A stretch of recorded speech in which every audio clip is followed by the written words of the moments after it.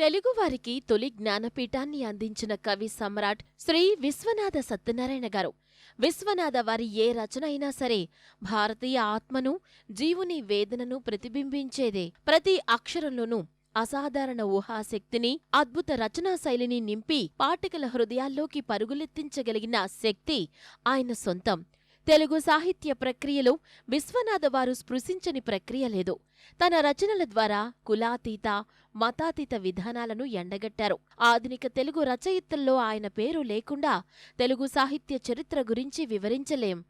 1895 September 10న Krishna జిల్లా నందమూరులో జన్మించిన ఈ మహానుభావుని తల్లిదండ్రులు శ్రీమతి పార్వతమ్మ, శ్రీ శోభనాద్రి గారులు.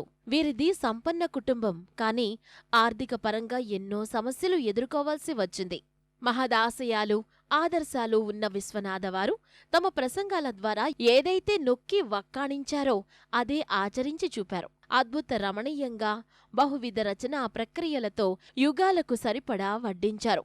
మన భారతావనిపై జరిగిన దురాక్రమణల్ని నిరసిస్తూ దూకిన విశ్వనాథ కలం రేపిన కలకలం వర్ణనాతీతం.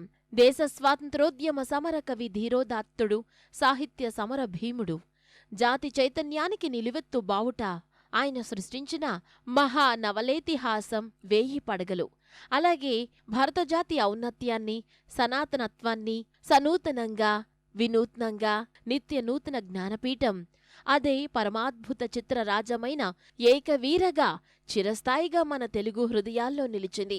నన్నయ, నాచన సోమన, అల్లసాని పెద్దన, కాళిదాసుల కవితా ధోరణుల మీద ఆయన విమర్శ వ్యాసాలు ఆణిముత్యాలు.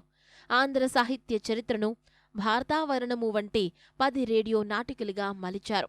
అమృత శర్మిష్టం, గుప్త పాశుపతం అనే నాటకాలను, ఆశ నిరాశకు అనే నాటికను, దేవి త్రిశతి, శివసాహస్రకు వంటి కావ్యాలను ఆయన సంస్కృత భాషలో రచించారు. సాంప్రదాయకులు, సాంప్రదాయేతరులు విమర్శకుల రూపంలో సమంగానే ఎదిరించ యత్నించారు.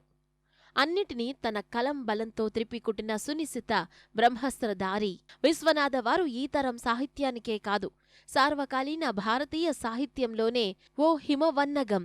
పద్యరచన సంప్రదాయం ఆయన గుండె లయగా భాసించటం అపూర్వం. సంస్కృత నాటకాల్లో గుప్త పాశుపతం, అమృత శర్మిష్ట, తెలుగు నాటకాల్లో కనకరాజు, అనార్కలి ప్రసిద్ధమైనవి.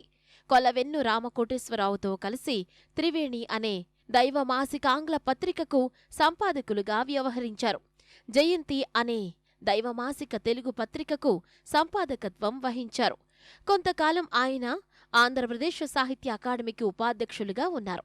కలకత్తా, బొంబాయి, ఢిల్లీ, మద్రాస్, బెంగుళూరు లాంటి పట్టణాల్లో ఆయన పొందిన సత్కారాలు అపూర్వమైనవి.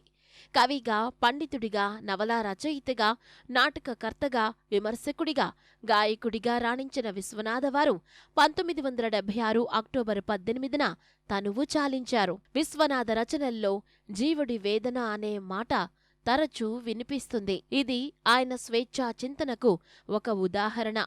ప్రతి మనిషికి కొన్ని తనదైన ఆలోచనలు ఉంటాయి. సొంత ఘోష ఒకటి ఉంటుంది. అదే ఆయన ప్రతిపాదించిన జీవుడి వేదన. దీనిని విశ్లేషించి సమగ్రంగా పరిశోధిస్తే ఒక వినూత్న తాత్విక సిద్ధాంతం ఆవిష్కృతమవుతుంది. భారతీయ సంస్కృతి సంప్రదాయాలను కాపాడటం ద్వారా జాతి పురోభివృద్ధి సాధ్యమన్న కవి సామ్రాట్ విశ్వనాథ సత్యనారాయణ నడిచిన సాహితీ సేవా మార్గంలో దేశభక్త్యంకిత ముద్రలలో మన యువత చిత్తశుద్ధితో అడుగులు వేస్తే మన భారత జాతికి పట్టిన ఎన్నో గ్రహణాలు వదిలిపోతాయి. ఆ దిశగా అడుగులు వేయడమే ఆయనకు మనం అందించే నిజమైన నివాళి.